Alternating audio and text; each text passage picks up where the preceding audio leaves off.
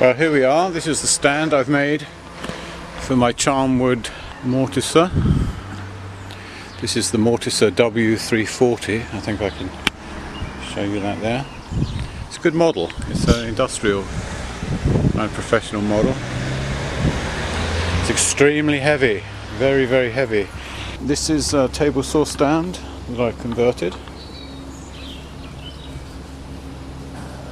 It's a little bit different to the one I made for the DeWalt thickness planer, largely because it's much heavier, so I've got slightly more beefy materials at the bottom, made from 2x4s, which have been lap jointed. I'll show you some details about that later. Just want you to see the overall effect. I was able to get it out the garage, bring it into the garden so I could photograph it. So that was the point of making this, so that I could get it out of the garage or move it around when I'm working on projects. This thing is simply too heavy to move without wheels, and it's been sitting in the same spot now for about 6 months. So here you can see the base of the stand. I've done lap joints. I built this with lap joints.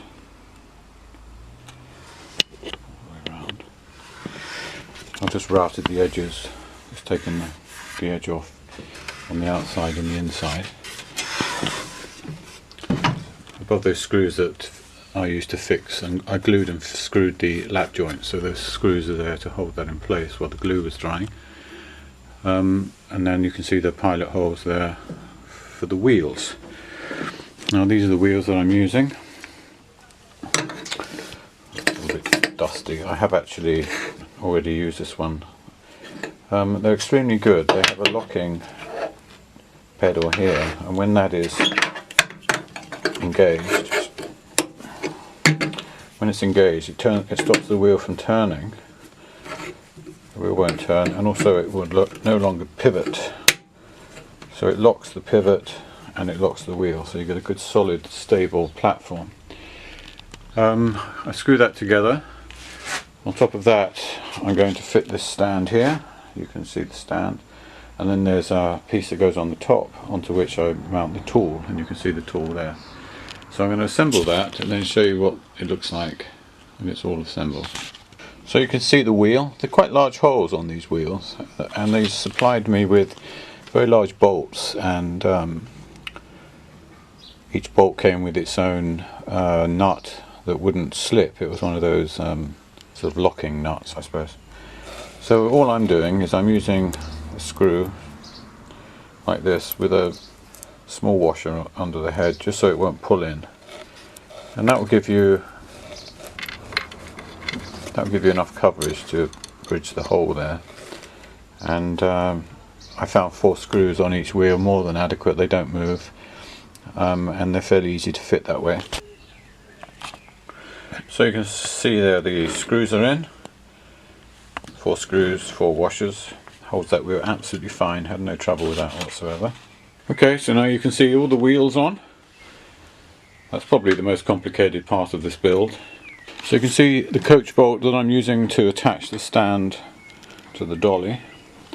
The bottom of the stand, you can see there's a hole. This is a fairly thick metal stand, and there's a metal base plate, which is very useful, and then this will go straight through into the pre-drilled hole. There'll be a washer on there, which is like this one. So we'll have 4 coach bolts, 4 washers. So you can see the bolts, the feet have all been bolted down. There they are. The other thing is the shelf. I built this in 2 parts.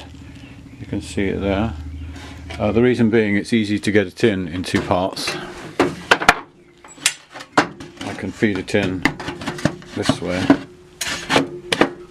and then lift them up in the centre and drop them down. This is all scrap that I had lying around the garage. That's a 3/4 inch. Actually, I think it's a 7/8 inch ply. I've had that kicking about for ages. So there's the top. That's a 1 inch piece of MDF, which I've painted a couple of coats of orange. This is cut so that it rests right here on the frame, so it's good and strong.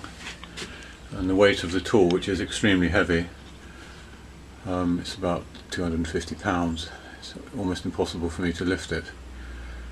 That will transfer straight along the edges of the frame, straight down the feet, right the way down onto the casters, so it will support it. This stand, by the way, is an old table saw stand. It came with a table saw. I don't use the table saw anymore, but I kept the stand. It's perfect for the job I need right now. So there's a screw and a washer that's going to be used underneath to fit it. Just showing you the edge here, I've rounded the top and the bottom just to get a nice look. With the edges I've just used a jigsaw and then I've sanded it, but followed the same profile as the legs, so it looks nice. Again, I've just used the paint, my orange paint.